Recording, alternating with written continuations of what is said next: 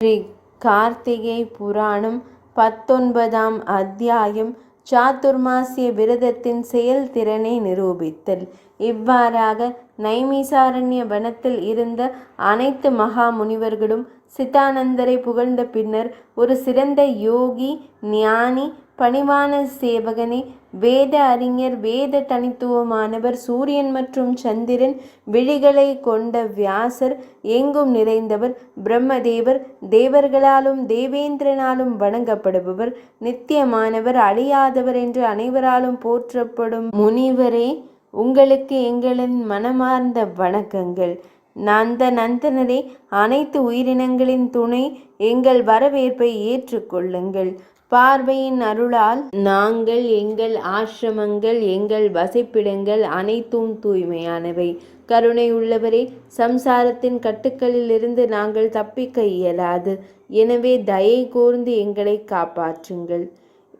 எத்தனை படித்தாலும், எத்தனை புராணங்களை ஒருவர் எவ்வளவு கேட்டாலும் உங்கள் தெய்வீக காட்சியை யாரும் காணாமல் இருக்க இயலாது.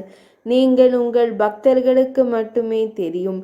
கஜேந்திரனின் பாதுகாவலரே, உபேந்திரரே, ஸ்ரீதரரே, ரிஷிகேஷரே, எங்களை காப்பாற்றுங்கள் என்று அவர் பேரானந்தத்துடன் கூறினார். பகவான் ஸ்ரீஹரி புன்னகைத்து, ஞான சித்தாரே, முனிவரின் வார்த்தைகளால் நான் முழுமையாகவே மகிழ்ச்சி அடைந்தேன். உங்களுக்கு பிரியமான வரத்தை கேளுங்கள் என்றார். அந்த ஞானி பிரத்யும்னரே, நான் இந்த சம்சார கடலிலிருந்து விடுபட்டுள்ளேன் என்றார். பின்னர் அந்த ஞானி, பிரத்யும்னா, நான் இந்த சம்சார கடலில் இருந்து விடுபடவில்லை. சேற்றில் சிக்கிய ஈயை போன்றவன். எனவே உங்கள் தாமரை பாதங்களை தியானிக்க எனக்கு அருள் புரிவீராக. எனக்கு வேறு எதுவும் தேவையில்லை என்று பிரார்த்தனை செய்தார். பின்னர் ஸ்ரீமன் நாராயணர், ஞானி, உங்கள் விருப்பப்படி நான் உங்களுக்கு இந்த வரத்தை அளித்துள்ளேன். அது எப்படி இருந்தாலும் நான் உங்களுக்கு இன்னொரு வரத்தை அளிப்பேன், வழங்குவேன். பல உலகில் தீயவர்களும் முட்டாள்களும் பாவச் செயல்களை செய்பவர்களும் பலர் உள்ளனர். அத்தகைய மக்களின் பாவங்களை நீக்குவதற்காக நான் ஒரு விரதத்தை உருவாக்குகிறேன். விரதம் அனைவருக்கும் உரியது. தாமரை மலர்களை தியானிக்கும் வரத்தை எனக்கு கொடுங்கள். எனக்கு வேறு எதுவும் தேவையில்லை என்று அவர் பிரார்த்தனை செய்தார். பின்னர் பகவான் ஸ்ரீமன் நாராயணர், ஞான முனிவரே, உங்கள் விருப்பப்படி இந்த வரத்தை நான் உங்களுக்கு வழங்கியுள்ளேன். அதை தவிர இன்னொரு வரத்தையும் கேளுங்கள், நான் அதை வழங்குவேன் என்றார்.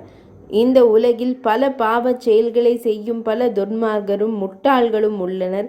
அத்தகைய மக்களின் பாவங்கள் நீங்குவதற்காக நீங்கள் அனைத்து மக்களும் சபதம் செய்யலாம். வரவேற்கிறோம், கேளுங்கள். ஆஷாட மாதத்தின் 10ஆம் தினத்தில் நான் மற்றும் ஸ்ரீ லக்ஷ்மி தேவியுடன் இணைந்து திருப்பார்கடலில் நீராடுவோம். பின்னர் கார்த்திகை மாதத்தில் சுத்த தசமி 10ஆம் நாள் வரை இது சாதுர்மாசியம் என்று அழைக்கப்படுகிறது. இந்த நேரத்தில் செய்யப்படும் விரதங்கள் எனக்கு மிகவும் மகிழ்ச்சியை தரும். இந்த விரதத்தை அனுஷ்டிப்போரின் அனைத்து பாவங்களும் அழிந்து என் சன்னதிக்கு வருவார்கள். இந்த சாதுர்மாசியத்தின் போது விரதங்களை அனுஷ்டிக்காதவர்கள் நரக குழியில் இருப்பார்கள். மற்றும் இதை அனுஷ்டிக்க வேண்டும் மற்றவர்களும் இதன் மகத்துவத்தை அறிந்து விரதத்தை அனுஷ்டிக்காதவர்கள் பிரம்மதேவரை கொன்ற பாவங்களிலிருந்து விடுபடுவார்கள்.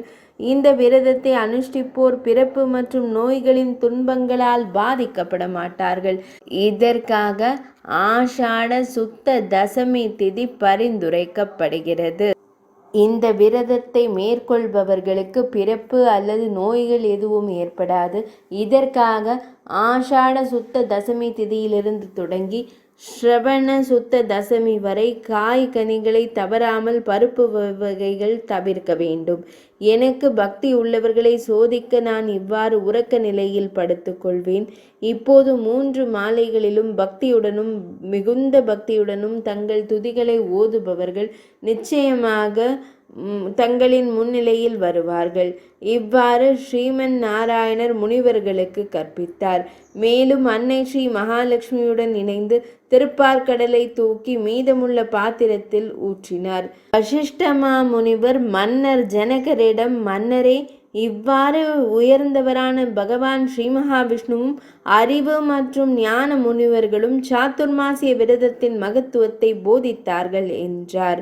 இந்த கதையை கூறினார். பேராசைக்காரரிடம் தெரிவித்தார். இந்த விரதத்தை மேற்கொள்வதில் ஆண்களுக்கும் பெண்களுக்கும் எந்த வித்தியாசமும் இல்லை என்றும் அனைத்து சாதியினரும் இதை செய்யலாம் என்றும் நான் உங்களுக்கு விளக்கினேன். பகவான் ஸ்ரீமன் நாராயணரின் அறிவுறுத்தல்களின்படி அனைத்து முனிவர்களும் இந்த சாதுர்மாசிய விரதத்தை மேற்கொண்டு புண்ணியமடைந்து ஸ்ரீவைகுந்தத்தில் காலமானார்கள். ஸ்கந்த புராணத்தில் வசிஷ்டமா முனிவரால் கூறப்பட்டு விவரிக்கப்பட்ட கார்த்திகை மாத மகாத்மியத்தின் 19ஆம் அத்தியாயம் என்றழைக்கப்படும் 19ஆம் நாள் கதை இனிதே நிறைவடைந்தது.